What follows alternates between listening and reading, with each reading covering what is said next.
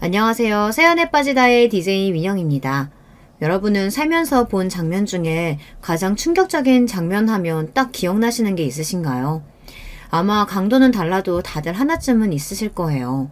그리고 그런 장면들은 머리에 콱 박혀서 평생 잊히지 않죠.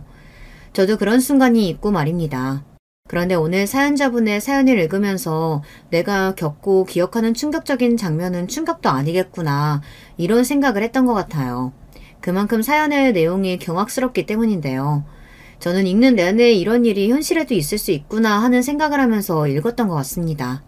그리고 아마 들으시는 분들도 그렇게 생각하시지 않을까 싶네요. 제가 또 이렇게 이야기해서 많은 분들이 대체 무슨 일이길래 그러나 싶으실 건데요. 많이들 궁금하시죠? 무엇을 상상하든 그 이상인 사연이 준비되어 있으니 오늘도 어디 가지 마시고 저와 마지막까지 함께 해주시면 감사하겠습니다.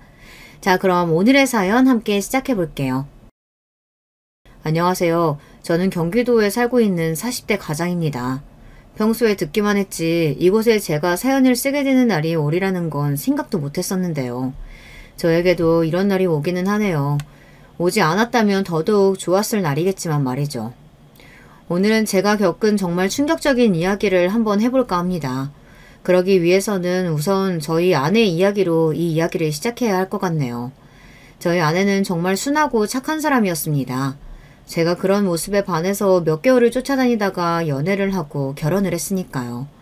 그리고 결혼하고 나서도 정말 나는 장가 하나는 잘 갔다 하는 생각을 하고 살았어요. 주위에서도 다들 그렇게 이야기했고 말이죠. 10년이 넘는 결혼 생활 동안 아내와 결혼한 것을 단 한순간도 후회한 적이 없었습니다. 아내는 정말 좋은 아내 그리고 엄마였으니까요. 그런 아내가 조금 달라졌다 느끼는 순간들이 있었어요. 사소한 일에도 부쩍 짜증을 많이 내기 시작한 게 바로 그 시작이었어요. 오늘 늦게 들어온다고 했잖아. 오늘 회식이 취소가 돼서. 근데 이게 이렇게 짜증낼 일이야? 그러면 미리 좀 얘기해주면 좀 좋아? 당신 늦는 줄 알고 밥도 안 하고 나는 저녁 약속까지 잡아놨는데. 나는 상관없어. 저녁 약속 가도 돼.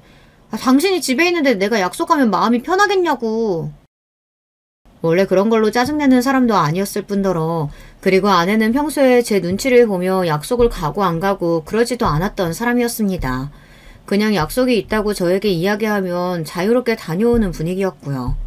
이뿐만 아니라 그냥 짜증이 굉장히 많이 늘었습니다. 내가 옷 여기에다 두지 말랬잖아. 그거 입고 나갈 거라 거기에 잠시 둔 거야. 그러면 그렇다고 얘기를 해. 방금 가져다 놨고 방금 얘기했잖아. 이런 식의 말도 안 되는 트집을 잡는 일도 많아졌어요.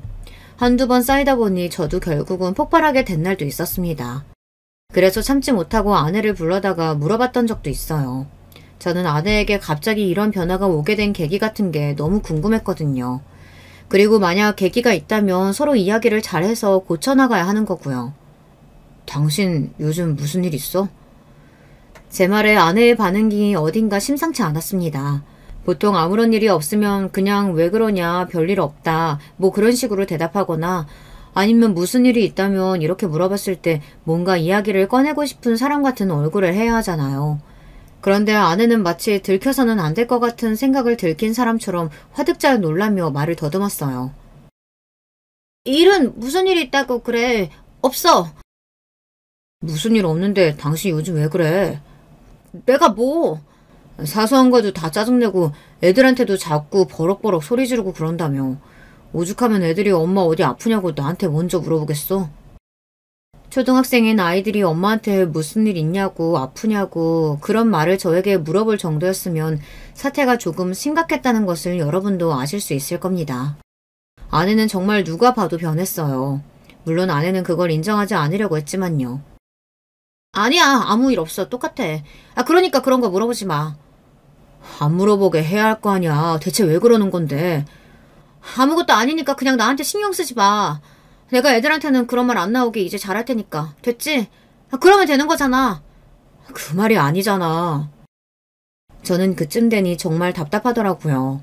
무슨 일이 있는 것 같긴 한데 절대 이야기는 안 해주고 아내의 짜증과 화는 점점 늘어만 가고 말이죠. 그래서 친구들에게 이 이야기를 했습니다. 친구들은 이렇게 이야기하더군요. 그거 우울증 아니야? 우울증? 어디서 들었는데 결혼하고 애들 좀 키우고 나서 안정됐을 때 오히려 그때 우울증이 많이 온다던데. 내 인생이 없는 것 같고 내 삶은 뭔가 싶고 그런 생각이 많이 든다고 하더라. 취미생활 같은 거 하면 조금 낫기는 한다던데. 그리고 네가 시간을 많이 내서 어디 같이 다니고 이런 것도 해봐. 나랑 같이 있는 거 싫어하던데.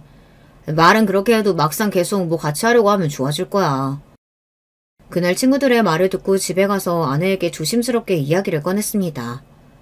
혹시 이번 주나 다음 주 주말에 약속 있어? 굉장히 조심스럽게 꺼낸 말이었어요. 그즘 부쩍 짜증이 늘어있었던지라 뭔가 말을 꺼내기가 조심스러웠거든요. 그런데 아내는 이렇게 반응하더군요. 왜? 나는 주말에 약속 없는 사람이야? 맨날 집에서 당신이랑 애만 기다리는 사람이냐고. 사실 제가 아무리 아내를 사랑하고 좋게 생각하려고 노력한다고 해도 이렇게 사사건건 화를 내고 짜증을 내면 대체 어떤 대화를 할 수 있겠나요? 그리고 이게 같이 살자는 건지 말자는 건지 정말 하나도 모르겠더군요. 그때는 저도 폭발을 했던 것 같아요. 그래서 저도 큰 소리를 냈어요. 지금 나랑 같이 살자는 거야, 말자는 거야? 갑자기 무슨 그런 말을 꺼내? 내가 무슨 다른 말을 한 것도 아니고 당신 주말에 시간 있냐고 그 말만 한 건데 거기서 그런 식으로 대답하면 나는 앞으로 당신이랑 무슨 말을 해. 무서워서 어디 말이라도 한번 제대로 걸겠어? 그러면 말 걸지 마. 그러면 되는 거잖아. 이혼이라도 하자는 소리야? 그 말이 어째서 이혼하자는 말이 돼? 그렇잖아. 한 집에서 가족으로 살면서 말도 하지 말라는 게 무슨 말인데 그럼. 그렇게 살 수 있어? 나는 못 살아. 도대체 뭐가 문제인 건지 말을 해줘야 해결을 하든 갈라서든 할 거 아니야. 이렇게 아무 말도 안 하고 사사건건 시비만 걸면 뭐 어쩌자는 건데. 그제야 아내도 아무 말 하지 않고 조용히 입을 다물더군요. 본인이 생각해도 본인이 심하다 생각한 건지 아니면 이혼은 아니라고 생각을 한 건지 어쩐 건지 말입니다. 알겠어. 내가 미안해. 앞으로는 조심할게. 그 이야기가 아니라 문제가 있으면 해결을 해야 할 거 아니야. 문제 없어. 그리고 있다고 해도 내가 말하기 싫다 하면 그냥 나 좀 가만히 내버려두면 안 돼? 그렇게 다 알아야겠어? 저는 더 이상 아무 말을 할 수가 없었습니다. 그렇게 나오는데 거기서 무슨 말을 더 할 수 있었겠어요. 그냥 저도 입을 다무는 걸 선택했던 것 같아요. 사실 그래서는 안 된다는 생각을 했지만 저도 인간인지라 자꾸 그렇게 삐딱하게 나오는 아내에게 빈정이 많이 상했습니다. 제가 그 이후로 말을 걸지 않으니 집안에는 정막만이 가득했어요. 아이들이 눈치를 보는 게 정말 미안했습니다. 아이들은 아무것도 잘못한 게 없는데 부모가 사이가 좋지 않아 보이는 건 바로 알고 눈치를 보기 시작하더군요. 사실 아이들이 아니었다면 저도 그 정도로는 노력하지 않았을 거예요. 이야기 좀 해. 그렇게 살얼음판이던 나날들이 며칠 지나고 제가 먼저 아내에게 말을 했습니다. 아내는 뭔가 마음을 먹은 듯한 얼굴이긴 했어요. 나중에 들었는데 아내는 그날 제가 이혼을 이야기할 거라고 생각했다고 하더군요. 당신이 결정해. 나는 이대로는 더는 못 살아. 우리 눈치 보는 애들 때문이라도 나는 그건 안 돼. 그니까 나랑 살 거면 당신이 연기라도 해서 노력을 하든지 아니면 이혼을 해. 그게 차라리 나을 것 같으니까. 아내는 잠시 고민하더라고요. 저는 아내의 입에서 당연히 이혼하자는 말이 나올 줄 알았습니다. 그만큼 아내의 최근 행동들은 가족에게 정이 다 떨어지고 당장이라도 사라질 수 있는 사람처럼 굴었으니까요. 그래서 아이들이 더더욱 불안해했던 것도 있었고요. 내가 노력해볼게. 그 대답이 저는 더 의외였어요. 뒤도 안 돌아보고 이혼하자고 할 줄 알았는데 말입니다. 아마 아이들 때문일 거라고 생각했습니다. 그래도 애들 엄마고 아이들에 대한 정은 쉽게 뗄 수 없는 것이었으니까요. 정말 그래줬으면 좋겠어. 나는 애들이 불안해하는 거 더 이상은 못 봐. 알겠어. 노력할게. 그 이후로 아내는 조금씩 좋아지기는 했습니다. 갑자기 짜증을 내거나 화를 내는 일도 줄었고 아이들에게도 상냥하게 굴려고 노력했고 말이죠. 저와도 나름대로 대화를 잘했던 것 같아요. 물론 약간 살얼음 위를 걷는 것 같은 기분이기는 했습니다. 언제든 깨질 수 있는 느낌이 들기는 했으니까요. 사실 저는 그 뒤에 일어난 충격적인 일들보다도 그 시기가 가장 힘들었던 것 같아요. 그 뒤에 일어난 일들은 어쨌든 이유는 알았으니 기가 막히고 화가 나더라도 답답하지는 않았었는데 그 시기에는 아내가 왜 저러는 건지 이유를 하나도 몰랐으니 그저 답답해하는 것 말고는 할 수 있는 게 없었거든요. 그래서 더 힘들었던 것 같습니다. 주위에서는 다른 남자가 생긴 거 아니냐 하는 이야기도 했지만 아무리 생각해도 그건 아니었거든요. 일단 아내는 집을 비우는 시간이 적었습니다. 그리고 비우더라도 요 앞에 잠깐 나갔다 오는 수준으로 한두 시간이면 금방 들어오고 말이죠. 그리고 보통 바람이 나면 자신을 꾸미거나 외형적으로 신경을 쓰거나 그런 게 있잖아요. 그런 것도 전혀 없었고 말입니다. 무엇보다 바람이 나면 보통은 자신이 양심이 찔려서 배우자들에게 더 잘한다고들 하는데 아내는 짜증과 화만 늘어갔으니 그건 아닐 거라고 당시에는 확신했던 것 같아요. 가장 크게 의심한 게 바로 우울증이었는데 그건 제가 어떻게 할 수 있는 게 없었습니다. 병원에 가자고 한번 이야기를 해봤다가 자신을 지금 미친년 취급하는 거냐고 고래고래 소리를 지르며 거의 경기를 하길래 그 뒤로는 말도 못 꺼냈어요. 그렇게 살얼음판을 걷는 것 같은 나날들이 계속되던 어느 날이었습니다. 이게 뭐야? 뭐긴 뭐야, 제사상이지. 그걸 모르는 게 아니고 오늘 무슨 제사 있어? 갑자기 웬 제사야? 아니, 요즘 내 주위에 안 좋은 일들만 있는 것 같아서 어디 물어보니까 이렇게 조상님들 위해서 제사라도 지내고 나면 나아지겠다고들 하길래 한번 해보려고. 아내는 종교가 없기도 했지만 평소에 그런 미신을 믿는 사람이 전혀 아니었거든요. 그런데 갑자기 안 하던 행동을 하니까 이상하잖아요. 그리고 그런 미신적인 행동이 어딘가 무섭기도 하고 말이죠. 그래서 물었습니다. 누가 그래? 아니, 제사 지내는 거 한번 해보라고 누가 그러더냐고. 당신이 말하면 다 알아? 몰라도 얘기해봐, 누군지. 그냥 내 친구가 그랬어. 고등학교 친구. 제가 알기로는 아내가 연락하고 지내는 고등학교 친구가 없었거든요. 다들 사회에서 만난 친구들과 결혼을 하고 나서 만난 친구들이었지 말입니다. 거기서 더 물어도 아내는 대답을 해주지 않을 것 같아서 더 이상 묻지 않기로 했어요. 하지만 정말 많이 이상하기는 했던 것 같아요. 그래서 이번에도 주위에 물어봤습니다. 그거 약간 그런 거 아니야? 사이비 종교 같은 거. 그런데 그런 거 믿으면 돈 같은 거 가져다 바치고 그러지 않나? 그런데 그런 건 전혀 없는데 내가 다 확인해봤어. 그러면 뭐지? 어디서 누구한테 홀린 거 아니고서야 갑자기 사람이 그렇게 바뀌고 그런 행동을 할 수가 없는데. 야, 너 집에 가서 한번 잘 찾아봐. 뭘? 어디 이상한 부적이나 그런 거 숨겨놨을 수도 있잖아. 내가 얼마 전에 텔레비전에서 봤는데 이상한 종교 같은 거에 빠지면 정말 답도 없더라. 초장에 잡아야 한다니까. 친구들의 말을 듣고 온 집안을 뒤져봤지만 그런 건 나오지 않았습니다. 그런데 문득 이런 생각이 들더라고요. 순간적으로 스쳐 지나간 생각이었습니다. 어디 아픈 거 아니야? 라는 생각 말입니다. 몸이 안 좋아서 우울증도 오고 그러다 어딘가 억울한 심정이 들어서 막 뜬금없이 화도 나고 그럴 수 있겠다는 생각이 들더라고요.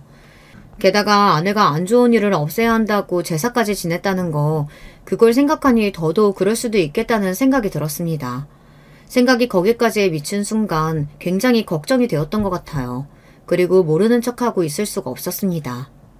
당신 나한테 숨기는 거 있으면 그냥 다 이야기해. 갑자기 또 왜 이러는 건데 그런 거 없다니까. 혹시 당신 어디 아파? 그런 제 말에 아내는 정말 황당하다는 얼굴을 했어요. 정말 그런 건 생각도 못했던 사람인 것처럼 말이죠. 저도 아내의 표정을 보고 그런 건 아닌가 하는 생각을 했으니까요.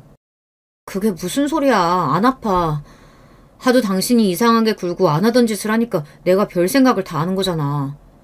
나는 뭐 안 하던 짓 좀 하면 안 돼? 내가 죄를 저지르고 다니는 것도 아니고 그냥 신경 쓰지 말고 둬. 뭘 해달라는 것도 아닌데 그냥 두는 것도 그렇게 힘들어? 가족끼리 어떻게 그런 걸 하나도 안 묻고 그냥 둬. 그렇다고 모든 걸 다 알 필요도 없잖아. 다시 돌고 돌아 결국은 같은 말을 하게 되더라고요. 아내가 본인의 진짜 생각이나 지금 처한 상황 같은 걸 이야기해주지 않는 이상 같은 결론이 날 수밖에 없기도 했고 말이죠. 그래서 저는 더 이상 묻지 않기로 했습니다. 대신 저나 아이들에게 피해는 주지 말라고 했어요. 아내는 그러겠다고 하더군요. 약간 전생같이 느껴졌습니다. 아내와 제가 연애를 하고 결혼해서 사이좋게 서로 아끼고 사랑하며 살던 세월이 말입니다. 따지고 보면 좋았던 시절이 더 긴데도 불구하고 좋지 않은 시절에는 그 시절이 꿈 같고 그럴 때가 있었나 싶고 그렇더라고요. 하지만 인간은 적응의 동물이라는 말이 있듯 그런 생활도 나름대로 익숙해지고 있었습니다. 물론 때때로 예전이 그리울 때도 있었지만 말이죠. 아내도 더는 갑자기 화를 내거나 짜증을 내는 일도 없었고 저도 어지간하면 아내에게 잔소리하지 않았고 말이에요. 그러던 어느 날이었습니다. 이 사연을 쓰게 된 계기가 된 그 사건의 시작이 그날이었어요. 그날은 주말이었습니다. 저는 오랜만에 집에서 휴식을 취하고 있었어요. 그 전주까지는 회사 일 때문에 주말에도 하루는 회사에 출근을 했었거든요. 나 잠깐 요 앞에 좀 다녀올게. 그래. 원래 예전 같았으면 아내가 어디 간다고 하면 어딜 가는지 묻고 만약에 장을 보러 간다든지 한다면 제가 꼭 함께 갔거든요. 그래서 짐도 들어주고 장을 보면서 이런저런 이야기들도 나누고 말이죠. 저는 그런 시간이 참 좋았었는데 어느 순간부터는 그런 것도 하지 못하게 된 게 새삼 슬프다는 생각을 하고 있던 때였습니다. 아이들이 아이스크림을 먹고 싶다고 하더군요. 그래서 마침 심심하기도 하겠다, 알겠다고 하고 살아나가던 때였습니다. 갑자기 굉장히 과격하게 옆집 문이 열렸어요. 어찌나 급하고 세게 문을 열었던지 제가 순간 놀라서 입으로 욕이 나올 뻔했으니까요. 왜 저렇게 문을 세게 열었지 하는 심정으로 그곳을 빤히 보는데 그 문을 열고 등장한 이가 제 눈을 크게 만들었습니다. 거기서 나올 거라고는 한 번도 상상조차 해보지 못한 인물이 나왔거든요. 바로 아내였습니다. 아내는 엄청나게 공포에 질린 얼굴로 그리고 엄청나게 큰 괴성을 지르며 그 집에서 튕겨나오듯 뛰어나왔어요. 제가 너무 놀라서 어버버거리면서 그런 아내를 바라보고 있는데 아내와 제가 눈이 딱 마주쳤습니다. 여보, 내가 다 설명할게. 그리고 다짜고짜 저에게 설명하겠다고 하더군요. 저는 이게 어떻게 돌아가고 있는 건지 무슨 일인지 하나도 제대로 파악하지 못하고 멀뚱거리고만 있는데 아내가 제 뒤로 숨었습니다. 그리고 제 옷자락을 가만히 잡았어요. 그런데 제 옷자락을 잡은 아내의 손이 떨리고 있었습니다. 대체 이게 무슨 일인데? 내가 다 설명할 수 있어, 여보. 내가 다 설명할 수 있어. 그런데 그때였어요. 그 열린 옆집 문 안에서 다른 여자의 목소리를 들리는 비명이 한 번 더 들려왔습니다. 그 소리를 듣고서 어떻게 가만히 있을 수 있었겠어요. 그래서 제가 한 발짝 발을 떼었습니다. 그런데 제 옷을 잡은 아내의 손에 힘이 들어갔어요. 들어가려고? 그러면 이 상황에서 이런 걸 보고 또 저런 소리 듣고 모른 척해? 아내는 굉장히 곤란한 표정을 지었지만 더 잡지는 않았습니다. 그렇게 저는 그 집 안으로 들어갔어요. 그리고 그 안에서 정말 상상도 못했던 어디서 듣지도 보지도 못했던 광경을 목격하게 되었습니다. 지금도 그때 생각만 하면 온몸에 소름이 쫙 돋네요. 제가 뭘 봤는지 이야기해드리기 전에 옆집에 누가 살고 있었는지부터 여러분께 말씀을 조금 드리겠습니다. 제가 왜 아내가 그 집에서 나온 걸 놀라워할 수밖에 없었는지도요. 그 집에는 저보다 나이가 10살 정도 많아 보이는 중년 남성 한 분이 살고 계셨거든요.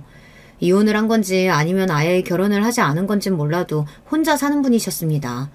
늘 옷도 멀끔하게 잘 입고 다니시고 또 마주치는 날이면 인사도 잘해주셨기 때문에 저에게는 인상이 좋은 사람이었어요. 그런데 어느 날 아내가 이런 말을 하는 겁니다. 옆집 아저씨 이상해. 왜? 나는 사람 괜찮아 보이던데. 아니, 그 집에서 매일 여자가 나와. 그래? 뭐 집안일 해주시는 분이나 친구분 아닐까? 아니면 전분이라든지. 아니야, 매일 다른 여자라니까. 처음에는 나도 신경 써서 안 봐서 그냥 같은 여자인가 보다 했는데 아니야, 매일 다른 여자들이 나와.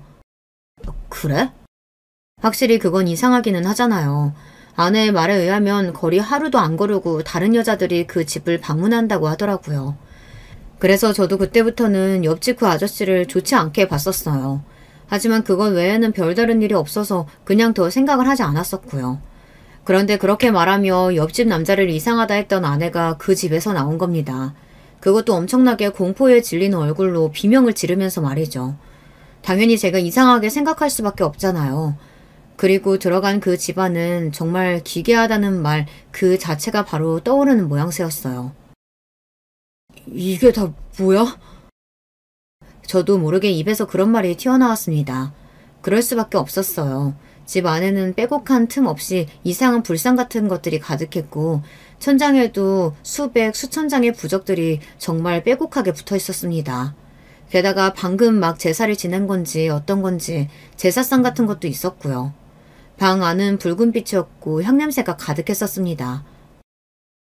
여보, 그게... 아내는 상당히 곤란한 말투로 저에게 말을 걸었어요. 저는 그런 아내의 말을 듣지 않고서는 비명이 들려온 것 같은 방문을 열었어요. 그리고 그곳에서 또 한 번 기함을 하고 맙니다. 아내의 또래부로 보이는 여자 서넛이 그곳에서 울면서 옆집 남자 바지가랑이를 붙잡고 있었어요. 그리고 그 옆집 남자는 한복을 입고 있었고요. 이쯤 되면 많은 분이 눈치채셨겠죠. 그랬습니다. 그곳은 신당이었고 그 남자는 무당이었어요. 그리고 거기서 옆집 남자의 바지가랑이를 붙잡고 있던 여자들은 손님이었고 말이죠. 어허! 여기 이렇게 함부로 들어오면 어떡하나? 죄송합니다. 제가 얼른 데리고 나갈게요. 죄송합니다, 선생님. 아내는 옆집 남자에게 여러 번 꾸벅 인사를 하고서 저를 서둘러 데리고 나왔습니다. 저는 정말 힘없이 끌려 나왔어요. 그런 충격적인 장면을 목격하고 나면 사람이 몸에 힘이 하나도 들어가지 않더라고요. 이게 다 뭐야? 아내는 한동안 말이 없었습니다. 저는 그런 아내를 향해 소리를 질렀어요. 이게 다 뭐냐고! 설명한다며! 사실은 나 신내림 받았어. 저는 거기서 더 이상 아무 말도 할 수가 없었어요. 그 한마디에 여태 아내의 기괴한 그 행동들이 모두 설명이 가능해졌습니다. 제가 아무 말도 하지 못하고 멍하게 서 있자 아내는 그제야 눈물을 흘리며 저의 팔을 붙잡았습니다. 당신이 알면 당장이라도 이혼하자고 할까 봐서 차마 이야기를 하지 못했어. 이런 이야기를 어떻게 해. 내가 신병이 났다는 말을 어떻게 하냐고. 아내가 이야기해준 그간의 이야기는 이랬습니다. 아내는 어느 날부턴가 이유 없는 통증과 악몽에 시달렸다고 합니다. 처음에는 어디 몸이 안 좋은가 싶어서 병원을 열심히 다녔지만 아무런 이상을 발견하지 못했다고 하더군요. 주변에서 기가 허해지면 그럴 수 있다는 말을 듣고서는 그 다음에는 한의원을 다니면서 침을 맞고 약을 먹고 그랬다고 말이죠. 몸이 안 좋다는 이야기 한 적 없잖아. 그때 당신 회사 일로 정신이 하나도 없을 때라 나까지 걱정 얹고 싶지 않았어. 아내에게 그 이야기를 듣고 나니 그때가 언제쯤인지 알겠더군요. 아무튼 그렇게 한참을 고생을 해도 나을 기미가 보이지 않으니 짜증만 늘어나고 자신은 이렇게 아픈데 다른 사람들은 웃고 행복한 게 너무 화가 났다고 말이죠.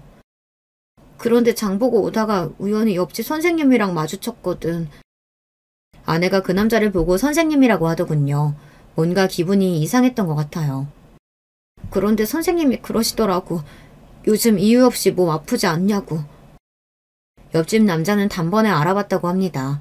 아내가 몸이 좋지 않은 걸 말이죠. 그리고서는 어디가 어떻게 안 좋은지 무슨 꿈을 꾸는지 그런 것들을 다 줄줄이 읊었다고요. 당시 아내는 너무 오래 지속된 이유 없는 아픔으로 굉장히 지쳐 있었던 상태라 그 말에 홀라당 넘어갈 수밖에 없었던 것 같아요. 신병이라고 하더라. 그 이야기를 듣는데 정말 하늘이 무너지는 줄 알았어. 그 이야기를 하던 아내의 절망적인 표정을 저는 아직도 잊을 수가 없네요. 하긴 어느 날 아무 문제 없이 살던 사람이 하루아침에 그런 일을 겪으면 얼마나 충격적이겠어요. 그렇지 않은 사람은 없을 거라고 생각합니다. 처음에는 아니라고 부정했거든. 그런 게 어딨냐고. 신병 같은 건 그냥 다 사람들이 만들어낸 허상일 뿐이라고. 당신도 알다시피 나 미신 같은 것도 안 믿는 사람이었잖아. 저는 가만히 아내의 이야기를 듣고만 있었습니다. 사실 무슨 말을 해야 할지 알 수 없어서 듣고 있었던 거였어요. 그런데 하루하루 몸은 더 아파져만 가지. 그리고 계속 헛것이 보이지. 진짜 미치겠더라고. 이렇게 더 있다간 정말 죽을 것 같아서 죽느니 한번 선생님 말씀대로 해보는 것도 나쁘지 않겠다 싶어서 다시 찾아갔었어. 그리고 신내림을 받은 거라고 했습니다. 내린 굿을 받고 나니 정말 씻은 듯이 그 모든 증상이 나아졌다고 말이죠. 그런데 그때부터 이제 다른 게 걱정되기 시작하더라고. 무슨 걱정? 이걸 당신한테 어떻게 이야기해야 할지, 그리고 나를 아는 모든 사람에게 뭐라고 이야기해야 할지, 당신과 아이들이 무당 아내, 무당 엄마를 받아들일 수 있을지, 그건 아무리 생각해도 답이 안 나오더라. 아내는 그래서 처음에는 이혼을 생각했다고 하더군요. 하지만 아이들을 생각하니 도저히 그럴 수가 없었다고 말이죠. 그래서 몰래 무당 일을 하면서 생활하고 있었다고요. 그게 근 1년 가까이 되어간다고 말입니다. 참 저도 둔하긴 한가 봐요. 1년 동안 아내가 그런 것도 모르고 있었던 건 보면 말이죠. 하지만 저는 아내가 무당이 되었다는 사실도 사실이지만 그만큼 마음에 걸리는 일이 하나 있었습니다. 그건 바로 조금 전에 소리는 왜 지르면서 나온 건데? 그 질문에는 여태 술술 대답을 잘만 하던 아내가 입을 딱 다물더군요. 그리고 안에 들어갔을 때 그 모습도 이상하기는 했거든요. 뭐 기도하러 오고 구슬하러 올 수 있다곤 쳐도 손님으로 온 사람들이 옆집 남자의 바지가랑이를 붙잡고 울고불고 하는 건 아무래도 이상한다는 생각이 들었어요. 오늘 구슬하러 오신 분이 사연이 좀 복잡하거든. 또 당신은 몰라도 해결이 힘든 일을 해결하러 오신 분인데 그 과정에서 굿이 조금 격해져서 그래. 나도 이상한 걸 봐서 소리 지르고 나온 거고. 이상한 거 뭘 봤는데? 당신은 못 봐. 그렇게 이야기하는데 소름이 쫙 끼치면서도 더 이상 물을 수도 없었습니다. 저는 사실 무당이나 귀신 이런 존재를 정말 믿지 않는 사람이었거든요. 그런 저에게 이런 모든 상황은 정말 받아들이기 힘든 거였어요. 이건 사람이 좋고 아니고의 문제가 아니라고 생각합니다. 그래서 저는 아내에게 이렇게 이야기했습니다. 다 알겠고 나도 생각할 시간을 좀 줘. 아내와 이혼한다 만다 뭐 갈라선다 아니다 이런 걸 결정할 시간을 달라는 말이 아니었어요. 단지 이 모든 상황에 대해 차분히 생각할 시간이 필요했습니다. 저도 하루아침에 닥친 일이니 마음의 정리를 할 시간이 필요하잖아요. 아내는 알겠다고 하더군요. 그리고 미안하다고도 말이죠. 솔직히 아내가 미안해할 일은 아니라는 건 저도 잘 알고 있었습니다. 하지만 차마 입 밖으로 괜찮다는 말이 나오지는 않았어요. 저는 괜찮지 않았으니까요. 하지만 하루가 지나고 이틀이 지나고 아무리 생각해봐도 저는 받아들이기가 너무 힘들었어요. 무당이라니. 물론 직업에 귀천이 없고 아내도 원해서 된 건 아니라는 건 알았습니다. 거기까지는 머리로는 다 알고 있는 사실이었어요. 하지만 가슴으로는 도저히 받아들여지지가 않았습니다. 아마 이 사연을 듣고 계신 다른 분들도 저와 같은 일을 겪게 되신다면 저와 비슷하게 생각하지 않으실까 싶어요. 이게 머리로는 이해가 돼도 마음으로 받아들여지지가 않는 일이라는 것도 있는 거더라고요. 그렇게 며칠째 아내에 대해 고민하고 있을 때였습니다. 아내가 먼저 이야기를 좀 하자고 제안하더군요. 마침 저도 굉장히 답답하고 있었던 때라 그러자고 했습니다. 당신 고민이 많아 보여서 내가 그 고민을 좀 덜어줄 수 있을 것 같아서 이야기하자고 했어. 아내는 자신이 제 고민을 덜어줄 수 있을 거라고 하더군요. 제가 지금 무슨 말을 하나는 영문도 모르는 얼굴로 아내에게 물었습니다. 내 고민을 당신이 어떻게 해결해줘? 이미 당신은 무당이 됐는데. 그걸 되돌릴 수는 없지만 당신 결정에는 내가 마음의 짐을 조금 덜어줄 수 있을 것 같아서 그건 내가 해줄게. 어떻게? 우리 그냥 이혼하자. 아내가 그러더군요. 이혼하자고 말이죠. 저는 아무런 대답을 하지 못했습니다. 그러지 말자는 말도 하지 못했고 그리고 그러자고도 하지 못했어요. 저도 그 무엇이 답인지는 그때는 정말 알 수 없었거든요. 그게 답이 아니잖아. 당신 말처럼 나는 그전으로 되돌아갈 수 없어. 나는 이미 무당이 되었고 그건 바꿀 수 없는 현실이야. 그런데 나는 당신이 하는 걱정들이 뭔지 다 알거든. 나도 신내림 받기 전에 그리고 지금도 하는 걱정이니까. 그래서 이혼하자고 하는 거야.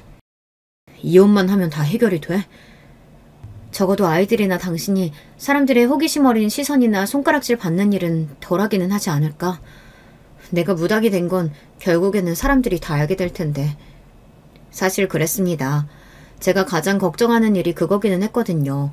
가족들의 반응과 제 주변 사람들의 반응, 그리고 결국 아내가 무당이 되었다는 걸 모든 이들이 알게 되었을 때 그들이 뭐라고 생각할지와 같은 것들 말입니다. 그건 아니더라도 다른 것들도 걱정이 되긴 했지만 결국 가장 걱정되는 건 그거긴 했던 것 같아요. 남의 시선을 뭐 그렇게까지 신경을 쓰나 할 수도 있지만 그래도 또 안 쓰고 살 수는 없는 거잖아요. 생각할 시간을 좀 줘. 라고 아내에게 이야기했습니다. 저도 생각할 시간이 필요했으니까요. 사실 그때 저는 이혼을 하고 싶지는 않았던 것 같아요. 아내와 함께 오면서 쌓은 정과 그리고 행복했던 기억들도 많은데 게다가 그런 이유로 이혼하기에는 저는 아내를 많이 아끼고 좋아했습니다. 아내도 힘들 텐데 이런 시기에 저까지 돌아서서는 안 되는 거라고 생각하기도 했고 말이죠. 아마 그 일을 제가 알게 되지 않았다면 이혼은 하지 않았을 수도 있어요. 그 일을 보게 된 건 아내와 그 이야기를 나누고 며칠이 지나지 않은 늦은 밤이었습니다. 그 시기에 저는 잠도 제대로 자지 못했거든요. 당연하죠. 그런 일이 있는데 어떻게 잠을 잘 수 있었겠어요. 그래서 그날도 잠을 이루지 못하고 있었습니다. 그런데 아내가 침대에서 몸을 일으키더군요. 처음에는 화장실을 가나보다 생각했습니다. 그런데 일어나는 폼이 이상하더라고요. 저를 살폈습니다. 제가 깨어난 건지 아닌지 말이죠. 그 순간 이건 내가 따라가 봐야겠다 하는 생각을 했던 것 같아요. 그래서 아내가 나가기를 기다렸다 조용히 현관문에 길을 가져다 댔어요. 아니나 다를까 옆집으로 가는 것 같더라고요. 이 시간에?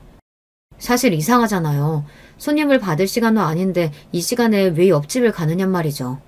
잠시 고민하다가 따라갔습니다.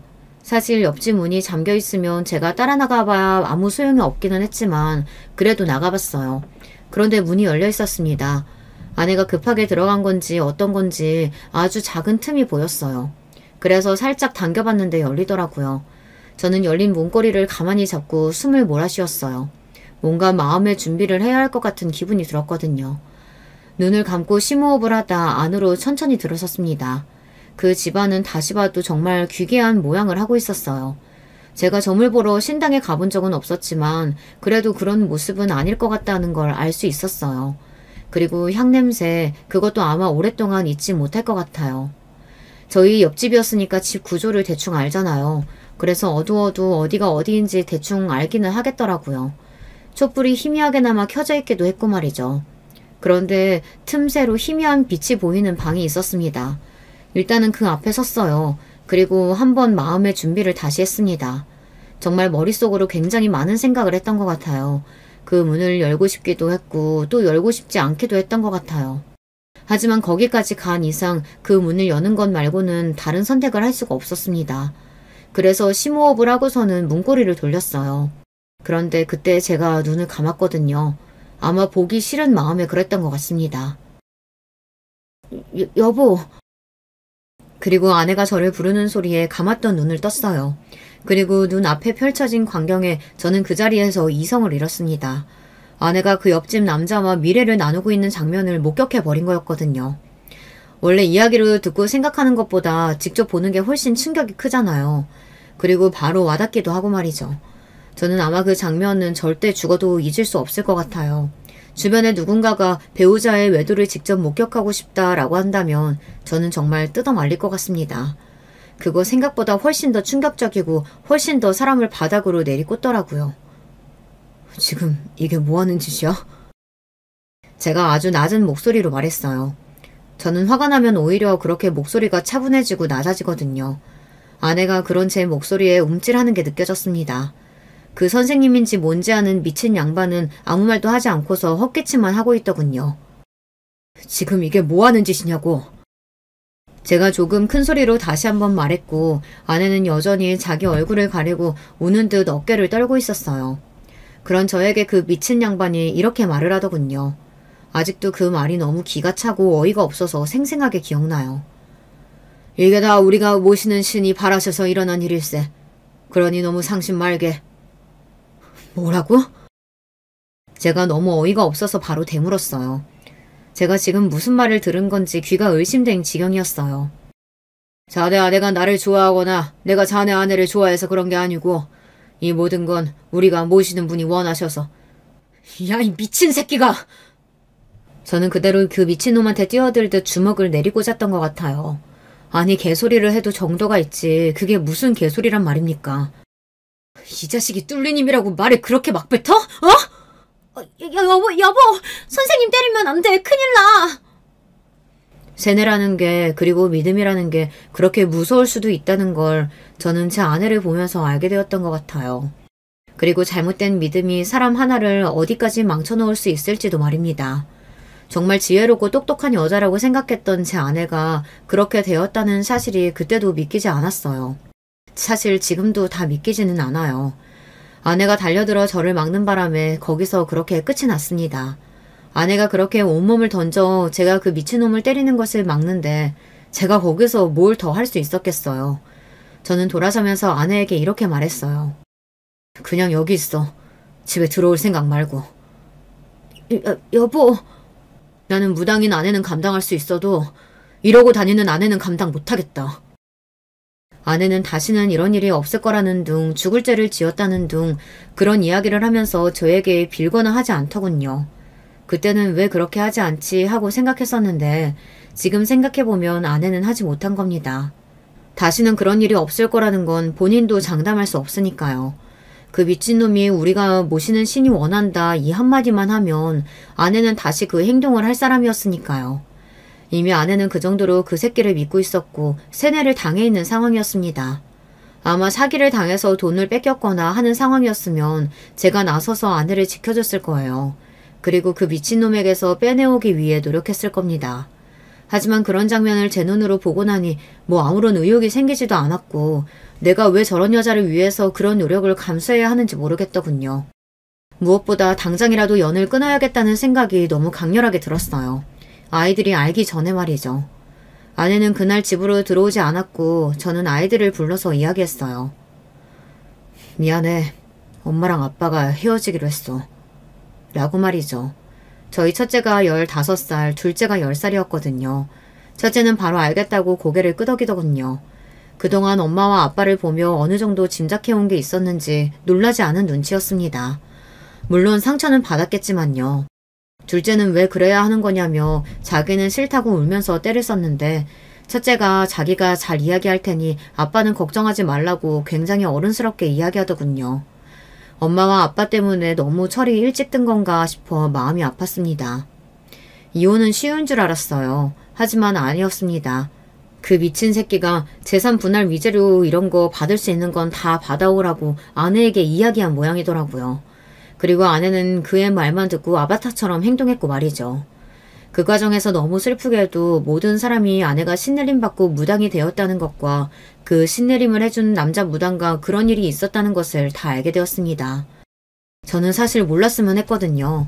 물론 이 모든 사실을 사람들이 알게 되면 아내를 향해 손가락질을 하고 저를 불쌍하게 생각할 테지만 저야 그렇다 치고 나중에 아이들이 받을 상처를 생각해서 정말 몰랐으면 했습니다. 하지만 다 알게 되었어요. 장모님과 장인어른이 차례로 찾아와서 울며 빌었습니다. 그 과정에서 저희 집 식구들과 싸움이 났고요. 저희 부모님은 당연히 제가 하루라도 빨리 이혼하기를 바라셨으니까요.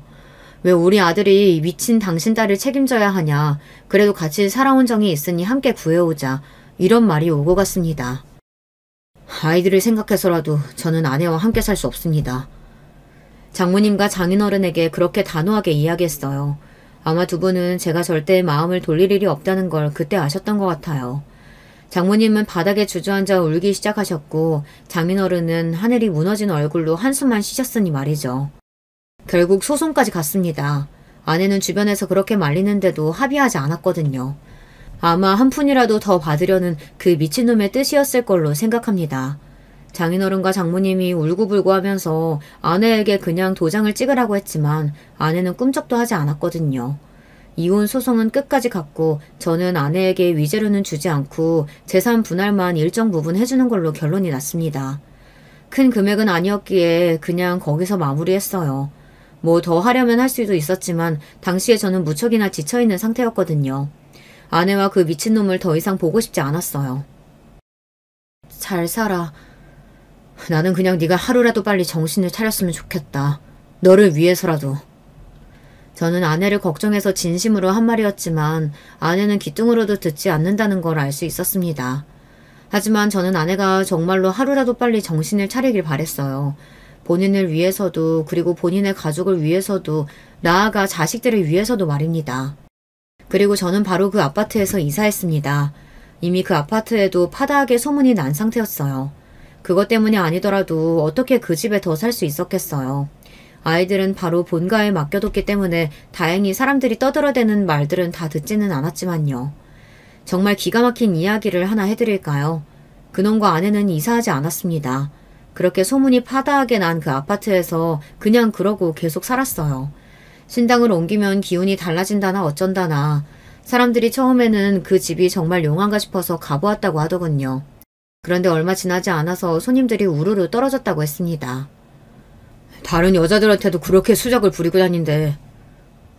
뭐라고? 요즘 이유 없이 몸 아프지 않냐고 재수 씨한테 했던 것처럼. 아니 그 새끼 진짜 미친 새끼 아니야? 저는 때때로 아내가 불쌍합니다. 어쩌다 그런 미친놈한테 잘못 걸려서 자기 인생을 그렇게 구렁텅이로 집어넣었나 하는 생각이 들긴 하거든요. 아내는 그냥 우연히 몸이 아플 때 그놈이 늘 버릇처럼 하는 말에 걸려 넘어갔을 뿐이고 정신적인 문제인지 어쩐 건지 신내림을 받고 나서는 괜찮다 여겨진 것 뿐이었을 테니까요. 아마 언젠가 아내는 정신을 차리게 될지도 모릅니다. 뭐 영영 차리지 못할지도 모르지만 지금 장모님과 장인어른이 계속 아내를 쫓아다니며 포기하지 않고 아내를 빼내오기 노력하고 있으니 언젠가는 정신을 차릴 거로 생각해요. 가족들이 포기하지 않는 한 기회는 늘 있다고 생각하니까 말이죠. 그리고 아마 그날이 오면 아내는 지난날 자신이 날려버린 안온하고 평화로운 삶을 떠올리며 후회하게 되겠죠. 아내가 밉다거나 아내를 증오하는 건 아닙니다. 어떤 측면에서는 이해가 되는 부분도 있고요. 하지만 제가 그 장면을 본 이상 아내와 저는 같이 살 수 없게 되어버린 거고요. 그래서 만약 누군가가 배우자와 애인의 외도를 눈으로 확인하고 싶다고 하면 말릴 거라고 말했던 거였어요. 한번 본 이상 그 전으로는 절대 되돌릴 수 없다는 걸 그 누구보다 제가 가장 잘 알고 있으니 말이죠. 때때로 지난날이 그리워 예전에 아내와 아이들과 함께 찍었던 사진들을 보곤 합니다. 이상한 건 그때 아내의 얼굴이 다른 사람처럼 여겨진다는 거예요. 헤어질 때 아내가 완전 다른 사람처럼 인식이 되어서 이 사람이 그 사람이 아닌 것 같이 느껴집니다. 아마 마지막에 헤어질 때 아내의 모습이 제가 그간 봐왔던 모습과는 너무 달라서 그런 게 아닐까 싶기는 합니다. 그래서 저는 그 이후 아내의 모습은 떠올리지 않으려 해요. 저에게 좋을 게 하나도 없을 것 같아서요. 그냥 마음속에서 그 이후의 아내는 이제 세상에 없는 사람이라고 생각하고 그 전에 아내와의 추억들을 생각하는 것을 억지로 하지 않으려고는 안 할 거예요. 그런 충격적인 일을 겪은 것 치고는 저는 잘 살아가고 있습니다. 이사도 잘했고 회사도 계속 잘 다니고 있고 그리고 잘 먹고 잘 자고요. 주말에는 아이들과 시간을 보내기도 하면서 말이죠. 둘째는 아직도 엄마를 찾아서 마음이 아프기는 하지만요. 이렇게 하루 이틀 그날 열심히 살다 보면 언젠가 정말 괜찮아지는 날이 오지 않을까요? 아직은 떠올리면 상처가 되는 일이라 꺼내보기 힘들지만 말입니다. 시간이 약이라는 말만 믿고 요즘은 하루하루에 최선을 다하고 있어요. 주변에서 사람으로 받은 상처는 사람으로 치유하라고 자꾸 사람을 소개해주겠다고들 하는데 저는 아직은 조금 힘들 것 같아서 다 거절하고 있기는 해요. 그건 시간이 조금 지나야 할 것 같거든요. 아니면 이렇게 아이들과 계속 혼자 사는 것도 나쁘지 않을 것 같고 말이죠. 물론 부모님은 걱정이 되시는지 재혼 이야기를 꺼내시기는 하지만요. 당분간은 이렇게 지내보려고 합니다. 그리고 시간을 조금 빼서 아이들과 여행을 다녀올까 싶기도 하고요. 좋은 생각인 것 같지 않나요? 제 이야기는 여기까지입니다. 아마 많은 분들이 세상에 저런 일도 있구나, 어떻게 저런 일도 있지 하면서 제 이야기를 들으셨을 거로 생각합니다. 저는 일단 제 주변에는 저 같은 일을 겪은 사람을 본 적이 없거든요. 한뿌리를 위해 사연을 쓰기 시작한 거니까 많은 분이 너그러운 마음으로 아 이런 사람이 이런 일이 있었구나 너무 안 됐다 하고 생각해 주시면 감사할 것 같습니다. 이 사연을 쓰면서 저는 조금은 가벼워진 것 같네요. 긴 이야기를 여기서 이제 마무리해야 할 것 같아요. 마지막까지 제 이야기 들어주셔서 감사합니다. 여러분들에게는 늘 좋은 일만 있으시길 소망하겠습니다. 언제나 건강하세요. 안녕하세요. 저는 30 후반에 서울에 살고 있는 가정주부입니다. 항상 듣기만 하고 있었는데 몇 년 전에 생겼던 일을 좀 같이 이야기 나누고 싶어서요. 혹시 저나 제 시댁과 비슷한 일을 겪으셨던 분이 계셨는지 알고 싶기도 합니다. 좀 불안하기도 하고 아직까지도 놀란 가슴이 진정되지 않는 일이거든요. 저는 20대 중반에 결혼했어요. 요즘 평균보다는 꽤 이르게 결혼한 편인데요. 저희 시댁이 뭐 이런저런 단점은 있어도 정이 있고 인심이 있는 가족이에요. 수도권에서 좀 넓은 주택 사서 내려가서 살고 계신데요. 아버님이 좀 가부장적이시고 엄격한 분이시긴 한데 어머님이 다정하고 자식들 예뻐해 주시는 성격이시거든요. 남편은 삼형제인데요. 남편이 둘째라서 시아주버님과 시동생이 있어요. 시아주버님은 이미 저희가 결혼하기 몇 년 전에 미리 결혼해서 애까지 있으셨고요. 남편도 결혼할 당시에 27이었으니 저나 남편이나 꽤 빨리 결혼했다고 할 수 있죠. 다만 시동생이 결혼이 좀 늦은 편이었어요. 시아주버님이나 남편은 대학 졸업 후 얼른 취직해서 돈벌이를 시작한 반면 시동생은 대학에서 좀 오래 공부를 했거든요. 아무래도 공부를 하느라고 주머니 사정이 넉넉지 않다 보니 결혼하기가 꺼려졌던 모양이었어요. 시동생하고 그리 친하지 않아서 자세히 이야기는 못 해봤지만요. 시댁이 상당히 부유한 편이기는 했는데 그래도 나이 찬 남자가 부모님한테 용돈 받아서 쓰며 공부를 하니까 연애를 하기가 그리 녹록지는 않았겠죠? 게다가 시동생이 그렇게 잘생긴 편은 아니었거든요. 그렇다고 못생겼다고 하기는 좀 그렇고 딱 그 나이까지 공부만 한 샌님처럼 생긴 편이었어요. 둘째 형이 남편하고 나이 차이도 꽤 지는 편이라서 형들한테 무척 고분고분하고 순종적인 막내 동생이기도 했고요. 저하고도 나이 차이가 좀 나니까 저한테도 언제나 형수님 하면서 잘 따랐어요. 저한테는 그 나이대 남자하고 친해지는 게 좀 힘들었지만요. 사실 손윗동서하고 저하고도 나이 차이가 좀 있었어요. 시아주머님하고 시아버님이 많이 닮으셨고 손윗동서하고 시어머님하고 많이 닮았죠. 손윗동서도 다정하고 어른스러운 분이라고 해야 할까요? 뭐든지 다 들어주시고 챙겨주시고 그런 분이었어요. 반대로 시아주버님은 엄격하고 꾸지람 잘하시는 분이었고요. 동네에서 싸움도 좀 잦으셨는데 그만큼 또 잘할 때는 가족들한테 너무 잘하셔서 손윗동서, 그러니까 형님하고 되게 잘 맞으시는 것 같더라고요. 형님은 항상 시아주버님 흉을 보시기는 했는데 그 속에 정이 듬뿍 들어있는 그런 타입이셨어요. 그렇게 살다가 저희 결혼한 지 한 7년쯤 지났을 때 시동생이 드디어 결혼한다고 하더라고요. 그동안 연애하는지도 몰랐는데 어떻게 갑자기 결혼을 한다고 하나 솔직히 놀랐었어요. 제가 시동생 결혼할 여자가 있다는 소식을 남편한테 들었었는데 남편도 놀랐다면서 웃더라고요. 나도 몰랐어. 걔가 연애를 하고 있었을 줄이야. 난 진짜로 도련님이 못소린 줄 알았어. 아니 물론 뭐 그렇게 공부도 많이 하고 사지 멀쩡한 사람이지만 그래도 되게 순진하시잖아. 그렇지. 나도 당연히 그렇다고 생각했는데 이번에 여자를 마음에 드는 사람을 만났나 봐. 그리고 걔도 이제 취업했으니 좀 여유가 생겼겠지. 물론 당시 도련님이 막 취업을 했던 시기라서 결혼할 여자를 데려온다는 것 자체는 이상할 게 없었어요. 하지만 도련님을 아는 저로서는 진짜 신기하더라고요. 솔직히 정말 쑥맥에 연애 쪽으로는 아예 아는 것이 1도 없는 그야말로 못쏠 그 자체인 청년이었거든요. 제가 당시 33이었는데 그 정도로 순진한 남자를 본 적이 없을 정도였어요. 그래서 제가 좀 걱정이 되기는 했었거든요. 사실 저렇게 순진하고 공부만 한 청년을 누가 데려가나 싶기도 했고요. 시댁이 좀 형편이 넉넉한 편인지라 혹시 그걸 노리고 들어오는 며느리가 있으면 괜히 가정에 분란이 생길까봐 걱정이 되었어요. 솔직히 저희 시댁 식구들이 뭐 단점은 다들 있긴 했어도 기본적으로 서로 존중 잘해주고 말이 통하는 사람들이었거든요. 사이도 단란하고 아주 좋았어요. 그래서 그 소식을 들은 주말에 남편하고 같이 시댁으로 내려갔어요. 뭐 내려간다고 해봐야 경기도라서 잠깐 차 타고 가면 금방이었지만 아무튼 전원주택 사서 살고 계셨으니까요. 저는 시부모님하고 같이 식사를 하면서 은근슬쩍 집안을 둘러보았는데 보통 주말에는 집에서 반려견하고 같이 놀던 도련님이 안 계시더라고요. 시부모님이 키우는 반려견이 여러 마리였는데 그중 대형견인 장군이나 보리 같은 반려견들은 연세 많으신 시부모님이 데리고 산책 나가거나 놀아주시기 힘들어서 시동생이 항상 주말에 데리고 놀았어요.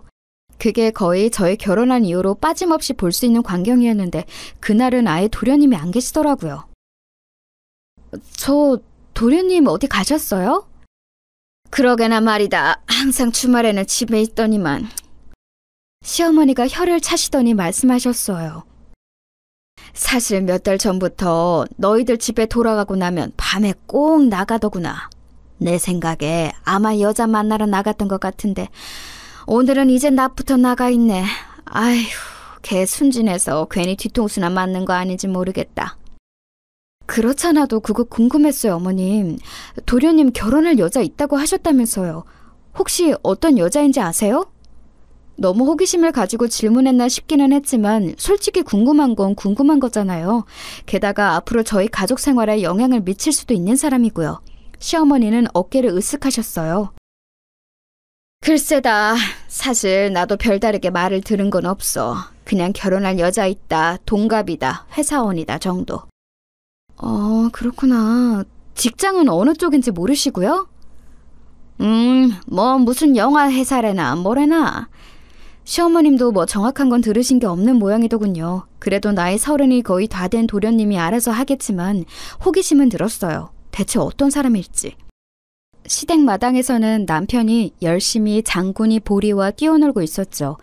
시부모님은 두 분 다 무척 마음이 넓은 분이어서 유기견 보호나 은퇴한 직업견들 입양에 굉장히 적극적인 분이셨어요. 장군이 보리 모두 그렇게 해서 들어온 애들이었죠. 다른 강아지들도 거의 다 유기견 보호소에서 데려온 강아지들이었고요. 동물을 좋아하는 저한테 있어서 시댁은 그런 의미에서 더욱이나 정붙고 좋은 곳이기도 했어요. 비록 시아버지가 좀 너무 가부장적이실 때가 있기는 하지만 그래도 강아지들한테 정 쏟으시는 거 보면 정말 좋은 분이긴 하구나 싶었거든요. 왜 동물 좋아하는 사람 중에 나쁜 사람 없다고들 하잖아요. 시아버지도 평상시엔 엄격하셔도 자식들한테도 결정적인 순간에는 참 좋은 분이셨거든요. 시동생 이야기를 시어머니께 들어보니 아무래도 요즘 아주 그 여자가 좋아 죽는 모양이었어요. 사진도 보여줬는데 시어머니는 그리 마땅치 않으셨던 모양이더라고요. 왜 요즘 애들 막 화장 날도깨비처럼 하고 다니는 애들이 있지 않니? 옷도 너무 얌전치 않고. 정말요? 회사 다닌다면서. 하긴 영상회사면 그래도 문화가 좀 자유로울 테니 그런가 보네요. 사실 제가 잘은 몰라도 영상이나 디자인 쪽은 사람들이 하고 다니는 게 다르긴 하잖아요. 시어머니가 보시기에 아무래도 그런 부분이 못마땅하셨을 수도 있겠다 싶더군요. 저야 젊은 사람이니까 그래도 이해가 되지만 어르신들은 너무 과감한 패션이 낯설 수도 있잖아요. 솔직히 말하면 너무 날라리 같은 아이가 우리 막내 꼬신 거 아닌가 싶기도 하고. 어머님, 그래도 도련님도 알 건 다 아실 텐데요. 순진하시긴 해도 나이 30 가깝고요. 너무 걱정 안 하셔도 돼요. 그럴까? 아유, 난 왜 이렇게 걱정이 되는지 모르겠구나. 시어머니는 다정한 만큼 걱정도 많고 마음도 약한 분이었기 때문에 마음은 이해할 수 있었어요. 하지만 저는 일단 한 치 건너 두 치인 만큼 어떤 사람일지 궁금한 마음이 더 컸죠. 집에 돌아와서는 갑자기 친정 쪽에 일이 생겨서 시댁에 신경을 못 쓰게 되었는데 그 사이에 도련님이 여자를 데리고서 시댁 방문에 첫인사를 드렸다는 말까지는 들었어요. 그러고 나서 2달인가 지났을 때일 거예요. 갑자기 시댁에서 주말에 올 수 있냐며 전화가 왔더라고요. 원래 시댁에서는 저희가 오든 말든 신경 안 쓰고 방임하시는 편이라서 좀 의외였어요. 무슨 일 있나요, 어머님? 그래, 이번 주말에 막내가 새아가 될 애 데려오거든? 네가 한번 와서 좀 봐볼래? 시어머니는 목소리가 좀 어두우시더라고요. 그때는 친정에 생겼던 일이 마무리될 때쯤이어서 저는 불현듯 관심이 생겼어요. 그래서 저는 알겠다고 대답하고 아예 금요일에 시댁에 갔어요. 남편한테는 시댁으로 퇴근하라 전하고서 토요일까지 자고 오려고요. 시어머니가 워낙 음식을 잘하고 좋아하셔서 가끔 그렇게 했었거든요. 들어가니까 장군이하고 보리가 좋아서 난리를 치더군요.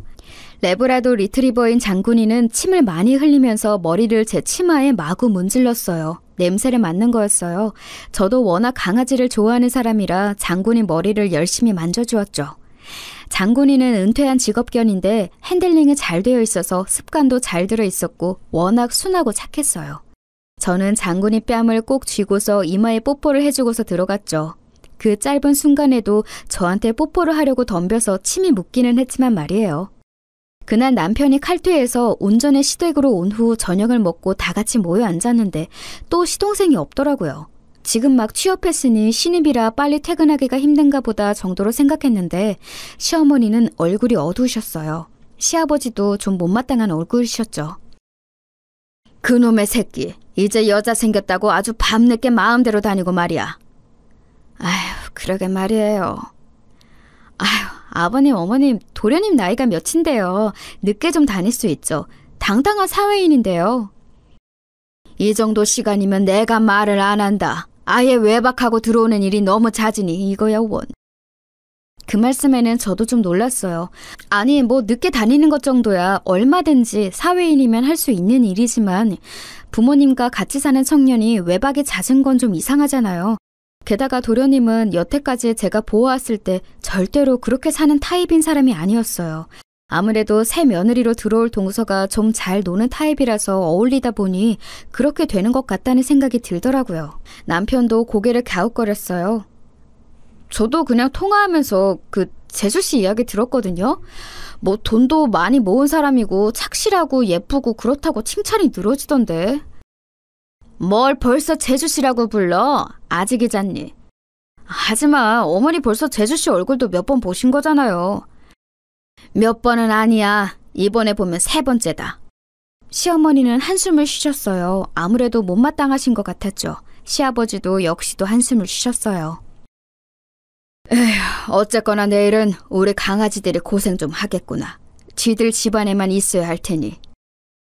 집에 손님이 오시면 바깥에 있는 강아지들을 전부 우리에 넣어놓고 있었거든요. 어쨌든 유기견 출신의 아이들도 있어서 아무래도 예민할 때도 있기 때문에 낯선 사람이 올 때는 어쩔 수 없었어요. 사고가 날 수도 있기 때문에. 오래전이기는 했지만 제가 시집을 올 때도 시댁에는 강아지가 되게 많았는데 제가 강아지를 무척 좋아하는데도 친해질 때 시간을 한참 두었거든요. 은퇴한 직업견들의 유기견 출신들이라 위험할 수 있다고 시아버지가 만류하셔서요. 새로 동서가 온다면 그렇게 강아지들과 친해지는데 또 한 세월이 걸리게 뻔했죠. 저희가 밥을 먹는 동안 시아주머님과 형님도 오셔서 같이 합류했고 오랜만에 즐겁게 모여서 가족들이 식사를 했어요. 그런데 그날도 밤 늦게까지 오지 않는 시동생이 좀 신경 쓰이기는 하더라고요. 그리고 다음날 아침이 되어 일어났는데도 시동생은 들어오지 않은 상태였어요. 시어머니는 잔뜩 화가 나 있었죠. 얘는 문자 하나 달랑 넣어놓고서 아예 들어오지를 않았구나. 어머님, 너무 화내지 마세요. 뭐 그 나이 된 남자들이야 알아서 하는 거죠. 여자도 아니고. 아무리 그래도 그렇지. 어떻게 부모랑 같이 살면서 사정 설명도 안 할 수가 있니? 문자는 정말 간단하게 늦어요 한마디만 적혀 있더라고요. 그것도 새벽 3시쯤 들어와 있는 것이라 시어머니가 화나실만 했죠. 오늘 어차피 도련님하고 동서들 아가씨하고 집에 오는 거 아니에요? 몇 시쯤 오기로 되어 있어요? 점심때 와서 식사 한 끼 같이 하기로 했다. 어떻게 바로 다음날 얼굴 볼 거면서 이렇게 외박을 하고 들어와 그래? 시어머니는 원래 아주 다정다감한 분이지만 시아버지와 오랜 세월 같이 사시다 보니 원래도 보수적인 면이 크게 있으시기도 했어요. 게다가 근심 걱정도 많은 분이셨고요. 그래도 저는 그냥 이해하고 시어머니 마음을 누그러뜨리려고 옆에서 열심히 수다 떨면서 형님하고 같이 애교를 부렸죠. 그리고 도련님과 동서들 아가씨가 온다고 했다는 12시가 가까워 왔어요. 딱 12시가 되었는데 그전까지는 아무런 연락도 없고 문자 한 통도 넣지 않더라니 시간이 넘었는데도 연락이 안 되더라고요. 새 동서 본다고 시아버주머님과 형님, 저와 저희 남편까지 와서 멀뚱히 기다리고 있는데 정작 도련님과 예비 동서가 오질 않자 시아버지가 화가 많이 나셨어요. 시아버지는 도련님한테 전화를 계속했지만 연결이 되질 않았죠. 시어머니는 화가 나기보다는 걱정이 더 커지셨는지 안절부절 못하셨고요. 그런데 12시를 한참 넘긴 1시쯤 전화 연결이 되었어요. 너 이 녀석 지금 어디 있는 게냐? 아버지 죄송해요. 지금 거의 다 왔어요. 바로 앞이에요. 그 말에 마당 밖을 보니 정말로 도련님 차가 들어오고 있더라고요. 시동생은 당황한 얼굴로 차에서 허겁지겁 내려서 집으로 들어왔죠. 시동생 옆에 타고 있던 아가씨도 그 뒤를 따라서 들어왔어요. 아가씨는 시동생과 동갑이라고 했는데 나이보다 무척 어려 보이더라고요. 뭔가 표정이 순진해 보였는데 솔직히 말하면 순진하다 못해 좀 생각이 없어 보였다고 해야 할까요? 뭔가 알 수 없이 세상 물 좀 모르는 혹은 좀 뭘 모르는 것 같은 맹해 보이는 느낌의 아가씨였어요.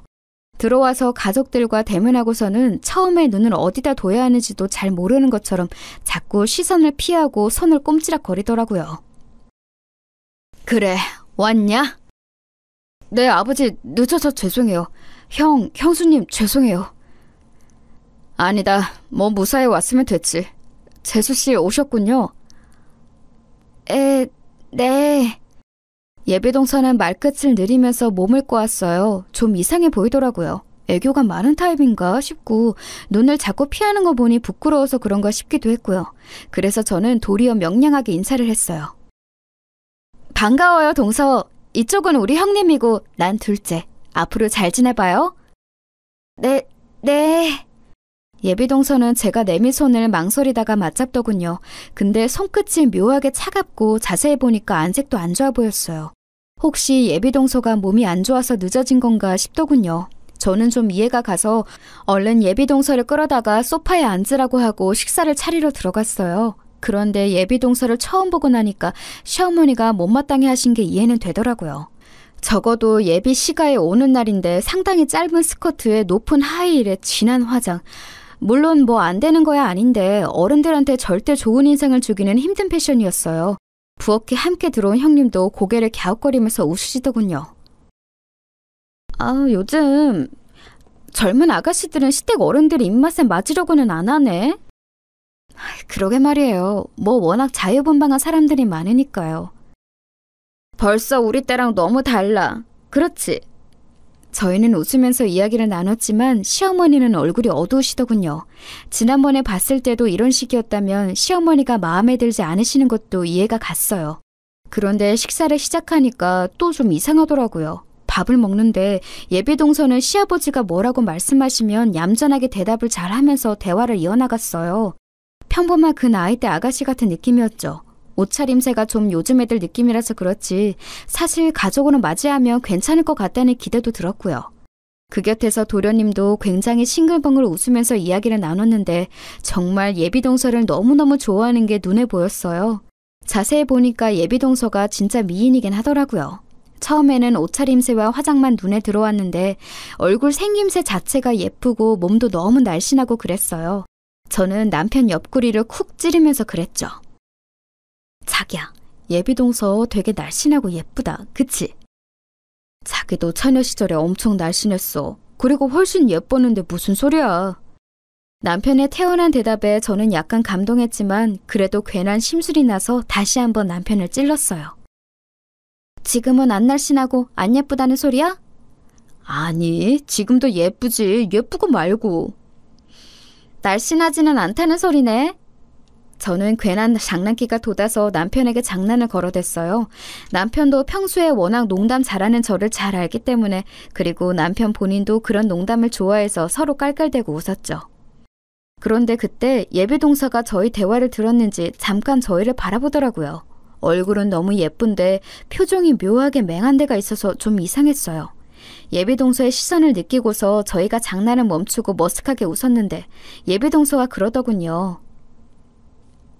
저기 날씬하진 않죠. 네? 저는 순간 귀를 의심했어요. 맥락상 저하고 남편이 하던 대화에 끼어들은 것 같기는 한데 저게 지금 오늘 처음 만난 손윗동서한테 할 소리인가 싶더라고요. 같이 식사를 하던 가족들 모두 젓가락질을 멈추고 얼음이 되어서 저희를 바라보고 있었어요. 실제로 제가 그리 날씬한 편은 아니었고 상당히 통통한 건 사실이었지만 실제로 통통하니까 더 말을 조심해야 하는 거 아닌가요? 근데 너무 창졸간의 한 소리라서 저는 뭐라고 해야 할지 알 수가 없어서 멀뚱하게 예비동서를 바라봤어요. 예비동서는 그런데 자기가 잘못된 말을 했다는 걸 전혀 알지 못하는 것처럼 저를 마주보더니 해질거리면서 웃고서는 밥을 마저 먹더군요. 제가 명랑하고 장난 잘 치는 성격이긴 한데 반대로 화도 잘 내는 편이거든요. 불같이 화를 내고는 해서 동네에서도 좀 잘 싸우는데 그래서인지 남편이 불안해하면서 제 손을 잡았고 시동생도 눈치를 봤어요. 그런데 예비동서에 그 묘하게 풀어진 얼굴을 보고 있으니까 그냥 화가 안 나더라고요. 그냥 좀 이상한 사람인데? 싶은 생각만 들고요. 솔직히 말하면 정말 정상적인 사람 맞나 싶더라고요. 아까 처음 현관에서 봤을 때부터 솔직히 좀 이상한 느낌이 들었는데 지금 보니까 정말로 약간 경계성 지능이라고 하죠. 쉽게 말하면 약간 모자란 사람 같은 느낌이 들기도 했어요. 저는 그냥 아무 말도 안 하고 다시 식사를 했고 둘러앉은 가족들도 약간 멍청해져서 조용한 채 밥을 먹었죠. 예비동서는 밥도 별로 많이 먹지 않고 거의 절반을 남긴 채로 젓가락을 내려놨어요. 그냥 입맛이 없는 것 같았죠. 그러고서 묘하게 집안 분위기가 다운된 채로 거실에 앉아서 차를 한 잔 마시고 다과를 먹었어요. 그래도 가족들한테 인사하러 왔다는데 밥만 먹고 돌려보낼 수는 없었으니까요. 예비동서는 또 다과 먹으면서는 사람이 괜찮더라고요. 사과를 집어먹다가 두어 번 떨어뜨렸는데 옆에서 시동생이 시겁하며 그것을 집어 자기 입에 넣는 눈꼴신 꼬라지를 보여주기도 했는데 뭐 결혼하기 전에는 다들 저렇게 연애하는 거다 싶기는 했어요. 도리어 시동생이 그렇게 예비동서를 좋아하는 모습을 보니까 차라리 안심이 되더라고요. 혹시 진짜 약간 모자란 사람이어도 저렇게 지극정성이면 돌봐가면서 잘 살겠지 싶어서요. 그렇다고 뭐 평균에서 아주 많이 다른 사람도 아닌 것 같긴 했으니까요. 시댁 식구들 분위기가 다 이상한 상태에서 어찌어찌 만남이 끝났어요. 시동생은 예비동서를 바래다주고 온다며 나갔고 저희는 미묘한 표정으로 모여 앉았죠. 좀 이상하지 않아요? 그렇지? 그래서 너희들더러 한번 봐달라고 한 거다. 약간 모자란 것 같아요. 그런데 그렇다고 아주 이상한 건 아니고 정상 범주이긴 한 것 같은데. 다들 느낀 건 똑같은지 가족들은 한숨을 쉬었어요. 저야 한 치 건너 두 치니까 시동생이 그렇게 좋아하면 어떻게든 데리고 살 거라고 속편한 생각을 하는 거지. 사실 시부모님 입장에서는 그렇지 않을 거 아니에요? 어두운 두 분 표정을 10분 이해할 수 있었죠.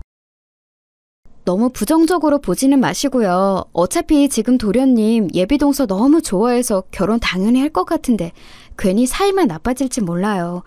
그래도 결혼 전까지 자주 모여서 얼굴 보고 익숙해질 필요는 있을 것 같고요. 그래, 그건 그렇다. 다 큰 자식, 지 결혼 지가 알아서 해야 하는 거지. 우리가 끼어들 일은 아니지. 시아버지는 가부장적이셨지만 이런 부분에 있어서는 또 굉장히 트인 분이셨죠. 결혼이야 너희 자식들이 알아서 하는 거라면서 말을 얹지 않으셨어요. 도리어 시어머니가 무척 걱정스러운 표정이셨지만 어쩔 수 없다면서 어깨를 늘어뜨리셨죠. 저도 뭔가 예비동서가 좀 찝찝하기는 했는데 그렇다고 저렇게 열정적으로 좋아하는 도련님 결혼 반대해봤자 저만 나쁜 사람 되는 거니까요. 쓸모도 없는 일에 힘을 쏟을 필요는 없었죠. 그리고 바로 2주 뒤에 다시 한번 연락이 왔어요. 예비동서가 이번 주말에도 시댁에 놀러 온다는 소식이었죠. 그래도 한 식구가 될 건데 어쨌든 친해지고 어색함이 없어져야 한다고 생각했기 때문에 저는 얼른 그 주 주말에 시댁으로 향했어요. 어차피 시댁에 가면 저는 상 차리는 것 정도만 돕고 나머지 일은 시어머니가 다 해주셔서 공짜로 밥 먹는 기분이라서 좋았거든요. 예비동서는 그날 저보다 먼저 와 있더군요. 이번에는 그래도 제법 얌전한 차림새로 화장도 훨씬 옅었어요. 저는 예비동서의 손을 잡고서 반갑게 인사했죠. 그런데 그날도 예비동서 손이 너무너무 찬 거예요. 그냥 사람 손 찬 정도가 아니라 아예 얼음장처럼 찬 손 있죠. 저는 놀라서 예비동서의 손을 쥐고서 막 문질러줬어요. 아니 동서, 손이 왜 이렇게 차요? 따뜻한 차라도 좀 줄까? 어머나, 몸이 안 좋으니? 그럼 말을 하지 그랬어. 너 부엌에 있지 말고 나가 쉬어라. 아니에요. 저도 할 수 있어요. 예비동서가 배시시 웃으면서 손을 뒤로 숨겼어요. 저는 그래도 몸 안 좋은 게 분명한 사람을 부엌에서 일을 하게 둘 수는 없더라고요. 어차피 예비동서가 할 수 있는 일은 수저놓고 반찬 꺼내는 정도라서 시어머니도 도리어 걸리적거리실 테니 나가는 게 나았어요. 결국 시어머니가 저한테 예비동서 데리고 나가서 좀 시간 보내라고 말씀하셔서 저는 동서를 데리고 나왔죠. 마침 마당에서 시아버지가 정원 손질하시고 계시더라고요. 전원주택이라서 마당 가꾸는 게 필수라 사람을 불러다가 하기는 하지만 그래도 시아버지가 거의 항상 손을 대고 계셨어요. 워낙 부지런한 양반이라 하루에 적어도 5시간은 나가서 시간을 보내시는 것 같았죠. 게다가 개들도 있었고요. 저는 그래도 심심하게 집안에 있느니 밖에 나가서 정원 구경도 하고 반려견들 구경도 하자며 예비동서를 데리고 나갔어요. 시아버지가 화단 앞에 쪼그려 앉아서 뭔가를 뽑고 계시다가 고개를 돌리면서 웃으셨죠. 아, 우리 며느리들 나왔구나. 네, 아버님. 동서 정원 둘러보게 하고 강아지들 소개도 시켜주려고요. 아하, 그렇지. 우리 강아지들 이제 익숙해져야지.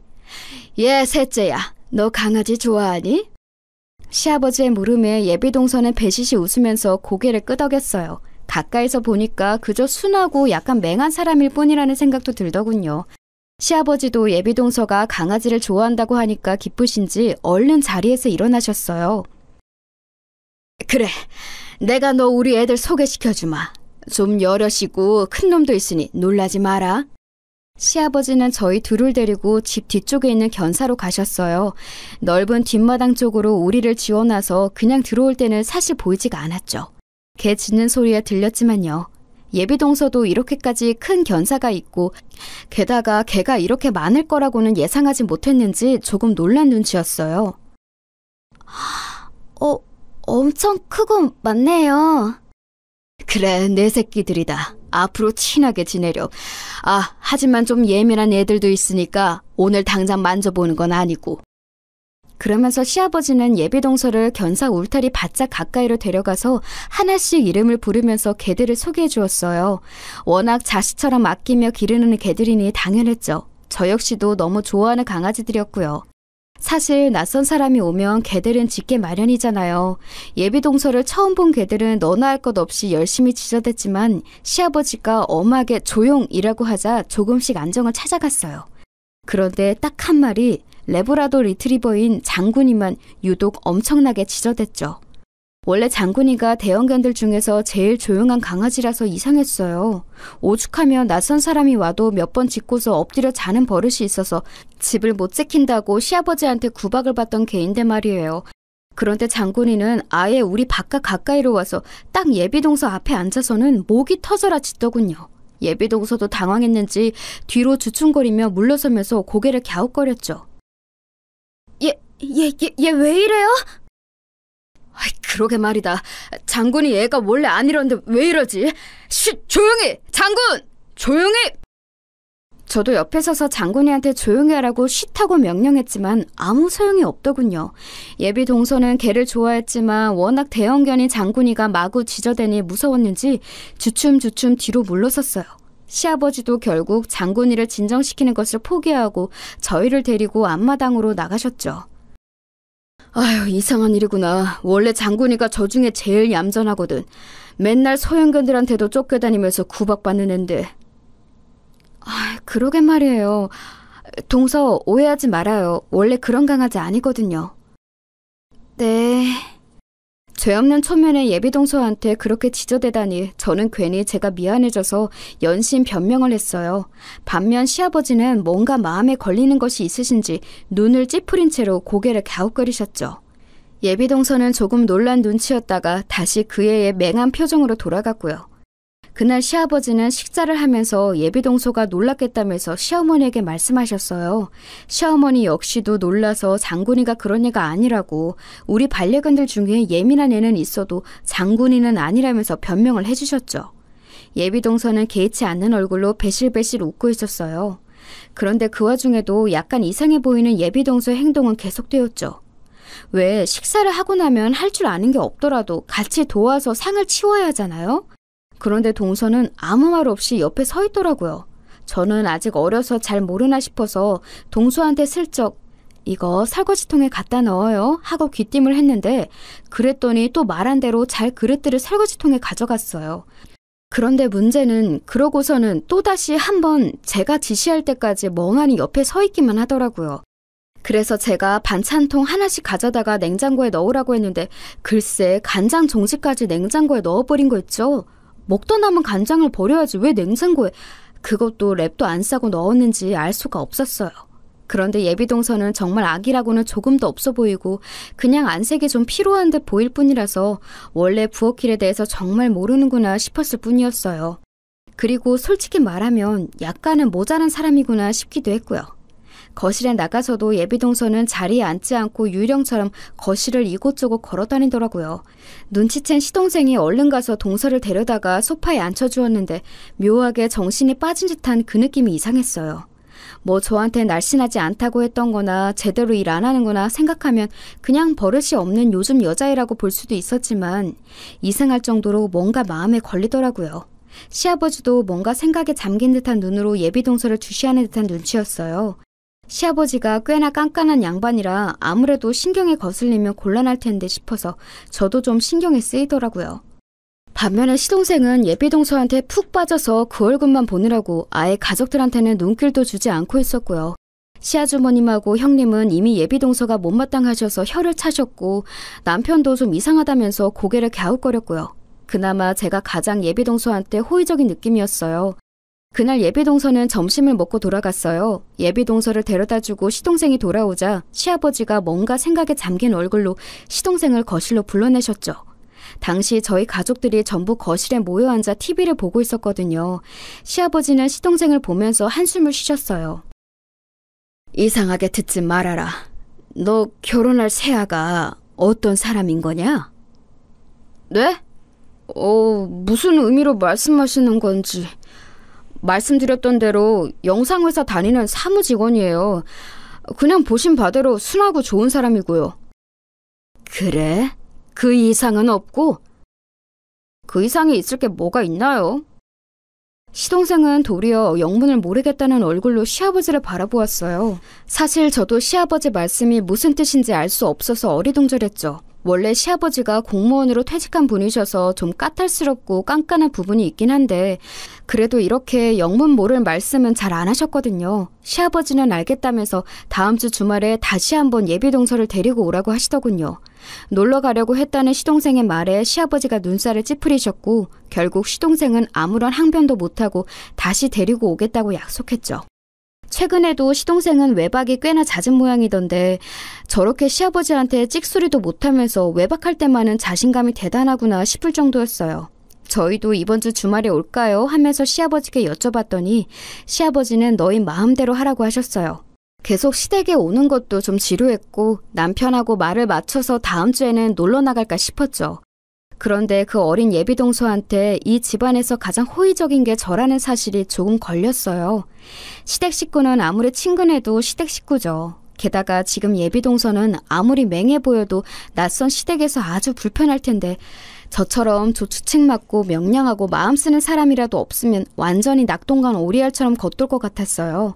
실제로도 시어머니는 이미 예비동서한테 정이 완전히 떨어진 듯한 느낌이셨고요. 형님도 그러셨고 시아버주머님도 그러셨고요. 근데 물론 그분들을 탓할 수는 없었어요. 누가 봐도 객관적으로 예비동서가 좀 이상했거든요. 다음 주 주말 남편은 도리어 시댁에 가기 싫다고 집에서 드러누우려고 했지만 제가 억지로 끌고서 시댁으로 갔어요. 남편은 이상한 여자라면서 아니 무슨 마누라가 시부모님 뵈러 간다고 이렇게 적극적이냐고 투덜거리기까지 했죠. 뭐 넉살 좋고 명랑한 마누라 얻은 자기 잘못이지 제 잘못인가요? 어쨌든 그날도 남편하고 같이 시댁에 갔고 남편은 쉬고 싶다면서 곧장 2층으로 올라가 버렸어요. 아무리 제가 시댁에서 편해도 저렇게 방치하고 사라지다니 언젠가 남편 버릇을 고쳐야겠다고 생각하기도 했죠. 아무튼 그날도 예비동서는 시동생 손에 이끌려서 시댁으로 왔어요. 그런데 손님 한 분이 더 계셨죠. 아버님? 저분은... 이쪽은 내 옛 직장 후배다. 지금 우리 장군이 옛 상사이기도 하고. 상사요? 시아버지는 조용히 다가와서 저한테 귓속말을 하셨어요. 내가 관세청에 있었던 건 알지? 공안 근무도 했고 그때 후배다. 마약 탐지견 핸들러이기도 하거든. 장군이 데리고 일하던 사람이지. 그러고 보니 시아버지는 관세청 소속으로 공항에서도 일하셨다고 하셨어요. 마약 탐지견으로 일하던 장군이는 그때 인연으로 은퇴한 걸 데려온 거라고 알고 있었고요. 그 손님은 일어서서 저희 가족한테 인사하셨고 넉살 좋게 웃으면서 이야기를 나누셨죠. 왜 가족끼리 모이는 날에 손님을 초대하셨을까 의문이 들었지만 시아버지 후배분 역시도 상당히 성격이 좋으셔서 저와 시어머니는 신나게 수다를 떨었어요. 그러다가 갑자기 시아버지가 후배분을 부르시더니 또 예비동서하고 저를 같이 부르시더라고요. 얘들아, 너의 일에 좀 와보렴. 네 하고 대답하고서 예비동서를 데리고서 저는 시아버지가 부르시는 대로 따라갔어요. 시아버지는 후배분과 이야기를 조용조용하게 나누시면서 마당으로 나가 뒤쪽으로 가셨죠. 집 뒤쪽에 펼쳐진 견사를 보고서 후배분이 웃으시더라고요. 야, 장군아, 오랜만이다 너. 장군이가 후배분을 발견하더니 아주 꼬리가 떨어져라 프로펠러처럼 돌려대면서 헥헥대더군요. 저래 보여도 나이가 꽤 많은 개인데 지금만큼은 태어난 지 3개월 된 강아지처럼 방정맞게 팔짝거리고 뛰면서 반가워했어요. 후배분 역시도 반가워서 어쩔 줄 몰랐죠. 견사문을 열어서 안으로 들어가 후배분은 장군이를 끌어안고 마구 쓰다듬어 주었어요. 그리고 뒤늦게 따라간 저와 예비동서가 견사 울타리 가까이로 다가갔죠. 그런데 이상한 일이죠. 그 후배분과 그렇게나 기쁘게 반가워하던 장군이가 순간 저희 쪽을 보더니 짖기 시작했어요. 저도 예비동서도 조금 어리둥절하다가 제가 웃으면서 그랬죠. 아유, 장군이가 또 동서 보고 난리네. 좋아서 저러나 봐. 그럴까요? 동서는 맹한 표정으로 주춤거리면서 견사 울타리 가까이 가서 장군이를 들여다봤어요. 그런데 좋아서 그런다기에는 장군이 표정이 심상치 않았죠. 그리고 그 뒤에 서 있는 후배분 표정도 그랬어요. 왜 저렇게 심각한 표정을 하고 계시지 싶었는데 시아버지 역시도 표정이 좋지 않으셨죠. 곧 두 분이 속닥거리면서 대화를 하시고서는 곧 견사 밖으로 나오시더라고요. 그러더니 후배분은 곧 급한 일이 생겼다면서 인사하고 사라지셨어요. 그날도 적당히 이야기 나누고 서로 시간을 보내다가 시동생이 예비동서를 데려다주고 오겠다면서 나갔죠. 오늘도 그냥 이렇게 끝나나 보다 하고 시댁에서 자고 갈지 아니면 늦게라도 우리 집에 갈지 고민하고 있던 찰나였어요. 시동생이 거의 구르듯이 집 안으로 뛰어들어오더라고요. 얘, 너 무슨 일이니? 아니, 너 새아가 데려다주고 온 거 아니야? 왜 그래? 무슨 일 있어? 어머니 큰일 났어요. 갑자기 경찰이 걔네 집 앞에서 체포한다고. 뭐? 무슨 소리야? 알아듣게 말해. 마약했대요. 걔가 마약 신고가 들어왔다고. 시동생은 숨을 헐떡거리면서 외쳤고 저희 가족들은 전부 다 너무 놀라서 벙쩍였어요. 아니, 갑자기 마약이라니? 이게 대체 무슨 소리인가 싶어서 저와 남편은 서로 손을 꼭 잡았죠. 멀쩡하던 사람이 갑자기 마약으로 체포라뇨. 시어머니는 거의 쇼크로 기절하실 것 같은 표정이었고 남편과 시아주버님이 얼른 시어머니를 붙들어서 소파에 앉혀드렸어요. 얼굴이 창백해진 시어머니 손을 잡고서 시아버지가 한숨을 푹 쉬셨죠. 의외로 시아버지는 전혀 안 놀라신 것처럼 안색이 평온했어요. 마치 이럴 줄 아셨다는 듯한 얼굴이셨죠. 시동생은 뭔가 착오가 있는 게 틀림없다면서 계속 집안을 뱅뱅 돌았지만 시아버지는 도리어 시동생 쪽을 바라보셨죠. 그리고 의미심장한 말씀을 하셨어요. 너도 가서 마약 검사 받아야 한다. 네? 아버지, 그게 무슨 말씀이세요? 제가 마약을 했다고 생각하시는 거예요? 너도 모르게 투약이 되었을 수 있어. 경찰에 가라. 시동생은 영문을 모르겠다는 얼굴로 시아버지를 바라봤어요. 시어머니도 거의 곧장 숨이 넘어가실 듯한 표정으로 시아버지께 매달리셨죠. 그게 무슨 말씀이에요, 여보? 시아버지는 한숨을 푹 쉬셨어요. 원래도 근심 걱정 많은 시어머니가 거의 기절할 것처럼 떠시자 시아버지는 진정하라면서 시어머니의 손을 쥐고 토닥이셨어요. 그러고 나서 시아버지가 조용히 해주신 말씀은 상상 이상이었죠. 원래 시아버지는 공항에서 근무하면서 마약 투약한 사람을 접한 적이 몇 번 있다고 하셨어요. 처음에 예비동서가 집에 방문했을 때 그리고 몇 번은 그리 이상하게 여기지 않았지만 어딘가 초점이 나가고 묘하게 정신줄을 놓은 듯한 모습에서 뭔가가 떠올랐다고 하시더라고요. 횡성수설하고 상황에 맞게 말을 하지도 못하는 등의 상황이 너무 이상했다고도 하시고요. 하지만 역시 결정적이었던 건 장군이가 예비동서를 향해 짖었던 것 때문이었다고 했어요. 장군이는 평상시에 무척 순했고 게다가 어린 시절부터 핸들로부터 교육을 철저히 받았기 때문에 짖는 경우는 아주 한정되어 있었죠. 평생 받은 교육이 은퇴해서 집으로 왔다고 해서 한순간에 사라지지는 않아요. 게다가 저희 시댁은 상당히 평화로웠기 때문에 짖을 일이 없었고 장군이의 원래 습관이 사라질 만한 일도 별로 없었죠. 그런데 예비동서가 견사 앞에 다가온 날 장군이가 정확하게 마약 탐지견 시절의 습관대로 예비동서 앞에서 짖었다는 거였어요. 마약 탐지견은 마약이 있는 곳을 발견하며 그 앞에 가서 짖으며 알려준다고 하더라고요. 예비동서의 몸에서 마약 냄새를 맡았다는 건데 마약을 투약해서 그 냄새가 났던 것인지 아니면 마약을 그때도 몸에 지니고 있었던 건지는 잘 모르겠어요. 그리고 시아버지는 예비동서가 정말 마약 관련자인지 확인하기 위해서 한 번 더 현직에 있는 후배분을 불러 함께 의논했던 거였고요. 그 일련의 일들이 너무 놀라워서 소름이 돋을 지경이었어요. 바로 곁에서 같이 수다 떨고 있었으면서도 저는 조금도 눈치를 못 챘거든요. 그냥 기껏해야 예비동서 될 사람이 좀 모자라구나, 말을 잘 못하는구나 정도만 알고 있었죠. 후배분은 바로 장군이가 짖는 모습을 보고 확신하고서 저희 시댁에서 나가는 길에 경찰에 신고를 했던 겁니다. 이미 예비동서의 주소를 건네받아 알고 있던 후배분이 경찰에 모두 이야기를 했고 경찰은 그 앞에서 기다리고 있다가 체포한 거였고요.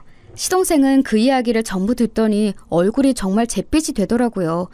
솔직히 시동생은 정말 가여웠죠. 모쏠로 이제야 취직해서 예쁜 여친과 결혼하나 싶었는데 일이 이렇게 되다니 말이에요. 누가 마약 관련자인지 알고 사귀었을까요? 저렇게 순진한 사람이니 아예 상상도 못했을 텐데 말이에요. 시어머니는 그 이야기를 모두 들으시고서 오히려 안심되었다는 듯이 가슴을 쓸어내리셨어요. 그리고 시동생의 등을 쳐서 곧장 경찰서로 보내셨죠. 지금 가야 의심받지 않는다면서요. 의도치 않게 자수 비슷한 곳으로 경찰서에 간 시동생은 역시 마약 검사를 받았고 당연히 결백이 증명되어 관련이 없다는 사실을 인정받았어요. 나중에 들으니 그때 그 예비동서가 될 뻔했던 여자는 심지어 체포당하던 그때 마약을 지니고 있었다고 하더라고요.